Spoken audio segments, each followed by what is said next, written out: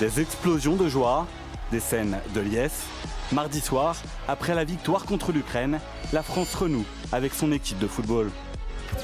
Une équipe est née, je le pense vraiment, parce que si on continue de jouer comme ça, faut rester modeste, c'est la qualification de la Coupe du Monde, mais l'état d'esprit là, ça fait plaisir à voir.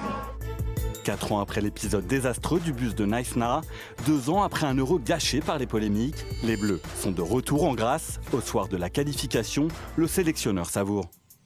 C'est quelque chose de fabuleux, surtout après le match aller et le résultat qui nous était défavorable.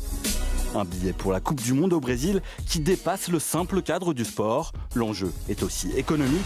Au lendemain de la qualification, TF1 qui diffusera les matchs des Bleus au Mondial a vu son titre en bourse décoller de 7%. Selon certains experts, c'est même l'ensemble de l'économie qui pourrait profiter d'une belle performance française au Brésil. En 98, la victoire de l'équipe de France à la Coupe du Monde avait permis de gagner à peu près 0,7 points sur la consommation. Donc ça peut être très, très important.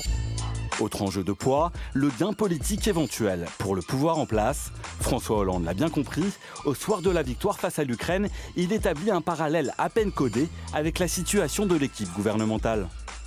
On dit cette équipe, elle n'y arrivera pas, elle ne peut pas y arriver parce que plein de choses, elle y est arrivée et elle nous montre un exemple. Faut y aller, faut y croire. Un message repris en boucle par le gouvernement dès le lendemain matin.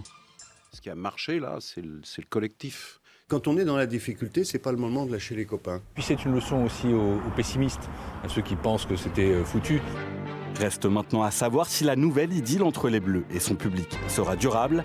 Premiers éléments de réponse le 5 mars, lors du prochain match amical face aux Pays-Bas.